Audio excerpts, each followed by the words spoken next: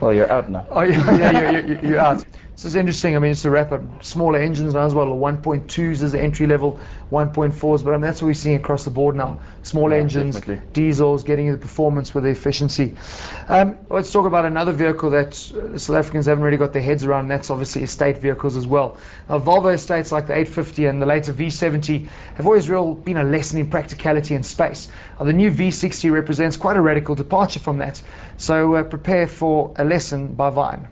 They say life begins at 40. Well, for Volvo, it begins at 60, at least where sportiness is concerned. We first saw it with the XC60 back in 2008. That gave us our first look at a very new kind of Volvo that wasn't quite the boxy, staid, safe, reliable we all knew, but not necessarily loved. Then last year we got behind the wheel of the S60, took it around the curves and passes around the garden route, and we really loved the sportiness of that car. Now we've the V60, and it's got all the sportiness we're coming to expect from that 60 badge, and it would, because it is based on the S60, apart from that J-Lo butt that it's got going on. But the V denotes much more than the fact that this is the station wagon version, or sports wagon version, as Volvo like to call it.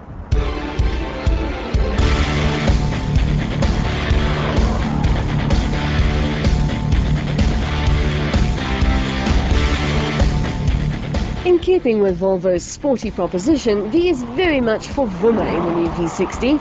The engine derivatives offer the same variety as the S, from the two new 1.6-litre GTDI engines, delivering 110 kilowatts in the T3 and 132 in the T4, right up to the top of the range 3-litre T6 we drove, and which races to 100 in just 6.2 seconds.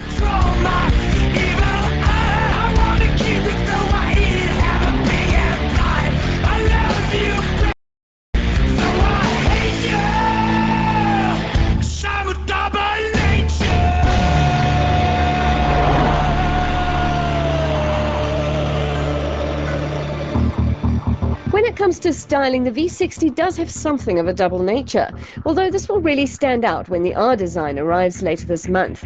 That's really going to add a touch more sportiness to the look of the V60, which I feel is somewhat lacking at the moment.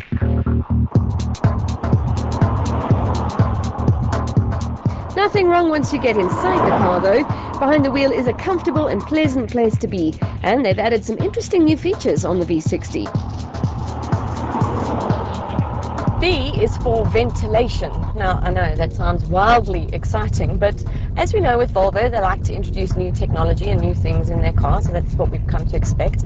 What you get in the new Volvo V60 is an interior air quality system, and basically what that does is filter in the car, which is great for people like me who have hay fever. They've taken it up a notch though, because you also get the for $300 you get the Clean Zone interior package, and that's very clever. It ventilates the car when it's unlocked. It takes about 60 seconds, so if your car's been parked in the hot sun, unlock it, wait a minute, and you get in and it's all nice and cool. Very clever.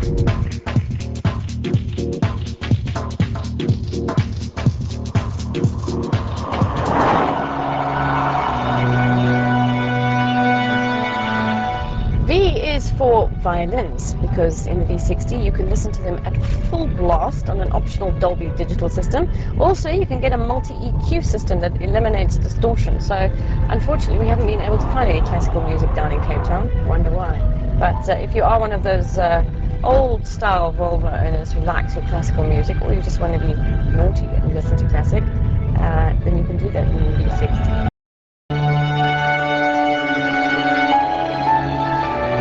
Inside, V is for vantage point, and it's a nice one.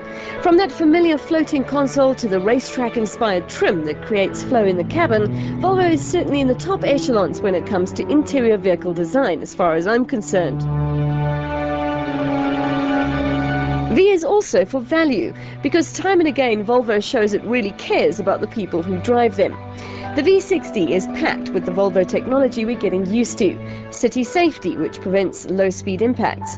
Driver alert control, which alerts you if your driving patterns change randomly. Blind spot info systems, lane warning departures, and the like. Also optional on the V60 is the pedestrian detection with auto brake, which now also keeps those around you safer.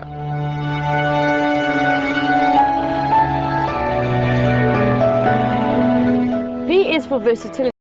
Might seem quite obvious because station wagons always have a lot of space, but Volvo is quite firm about the fact that you don't buy the V60 because you want space. For that, they've got the XC60, or you buy a V50. When you buy the V60, you're buying it for how you use that space. So you've got a 40-20 split on the seats. You've also got a much wider hatch here to load things in more practically. There's a very nifty shopping bag holder thing here. And underneath this, there's another hidden compartment, so it's all quite clever.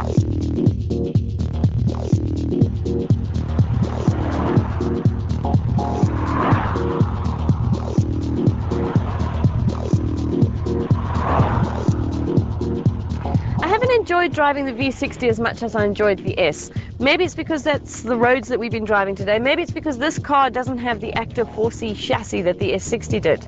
It is a good car, and you won't find a station wagon with the same power and torque figure at this price as the T6, which is 474,000.